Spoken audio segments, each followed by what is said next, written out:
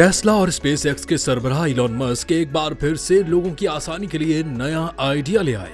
Musk ने बच्चों के लिए एक नया एआई चैटबॉट मुतारिफ कराने का ऐलान किया है, जिसे बेबी ग्रॉक का नाम दिया गया है। यह ऐलान उन्होंने सोशल मीडिया प्लेटफॉर्म एक्स पर किया। ताहम इस मंसूबे की मुकम्मल तफसीलात अभी सामने नहीं आई। इलॉन मस्क का कहना है कि मौजूदा सोशल मीडिया प्लेटफॉर्म्स बच्चों की ज़हनी नशोनुमा के लिए नुकसानदेह हो सकते हैं, क्योंकि वहां के एआई सिस्टम सिर्फ डोपामीन की तलब बढ़ाने पर काम कर रहे हैं, जो ज़हनी सेहत के लिए खतरनाक साबित हो सकती है। गुज़िश्ता बरस उन्होंने वालिदैन को मशवरा दिया था कि वो बच्चों की सोशल मीडिया तक रसाई को महदूद करें। अब बेबी ग्रॉक चैटबॉट के जरिए वो एक ऐसा मुतबादिल फराहम करना चाहते हैं जो बच्चों के लिए महफूज, तालीमी और दोस्ताना मवाद पर मुश्तमिल हो। ये इक़दाम वालिदैन और टेक्नोलॉजी माहिरीन की खास तवज्जो हासिल कर रहा है।